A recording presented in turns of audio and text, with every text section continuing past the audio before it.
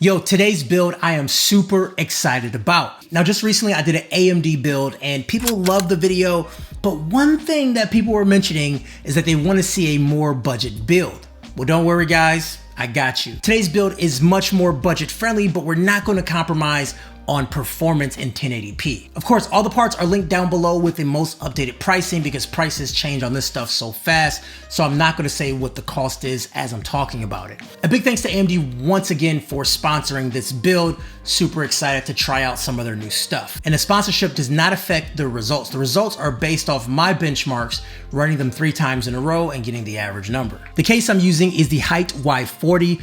Now look, I love what Height is doing, and the Y60 is my favorite case of all time, so I had to do another Height case. It's an ATX case with a 2-piece panoramic glass. I love that it's a toolless case, so getting into it is super simple if you like to tinker around and mess with stuff as much as I do. Now, just like other Height cases, there's a lot of ventilation, and it also comes with 2 pre-installed fans to allow for some solid airflow. Since we're talking about airflow, let's talk about the cooler. And I didn't know that this chip that I'm using actually came with a cooler, but I have been a big fan of the Nocta cooler. It's something I've used in many builds and it's worked out great. But in this build, it wasn't needed. The stock fan did a great job too, but I ordered this one anyways. It kept the temps at 35 or under at all times, even under heavy load. Now, speaking of the chip, this is the AMD Ryzen 5 7500. It's a very affordable chip that packs a big punch for the price when it comes to gaming. And we'll see that very soon in these benchmarks. The graphics card is the AMD RX 7600. It's designed for next gen gaming at 1080p resolution. Now that part is key. In the benchmarks, we are, really trying to nail that 1080p resolution, but we definitely do push it to 1440p, but we are honing in on 1080p. And this card won't break the bank at all because it's starting at $270. For the price, this card definitely punches above its weight class. It's so small, it's easy to install, and it works great for smaller cases.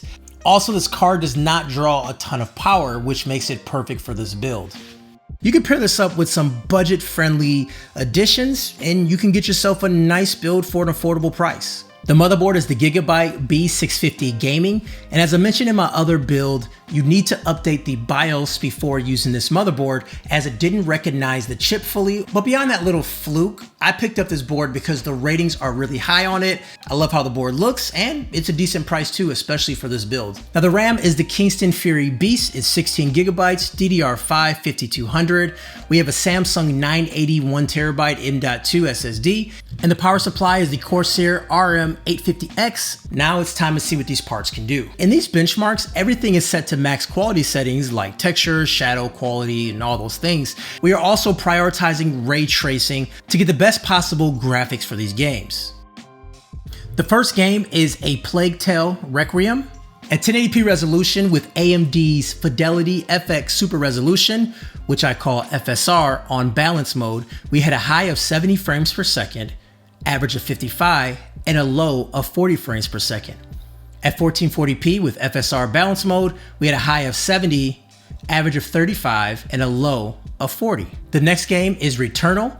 At 1080p with ray tracing on, we had a high of 118, average of 76, and a low of 23. 1440p with ray tracing on, high of 92, average of 57, and a low of 18. Although Forza is not a new game, they added ray tracing and FSR at the end of 2022, and so now this game performs a little bit differently compared to what it did when it first came out. 1080p with FSR balanced and ray tracing turned on, we have a high of 76, an average of 62, and a low of 52. 1440p with ray tracing on and FSR balance, high of 64, average of 52, and a low of 44.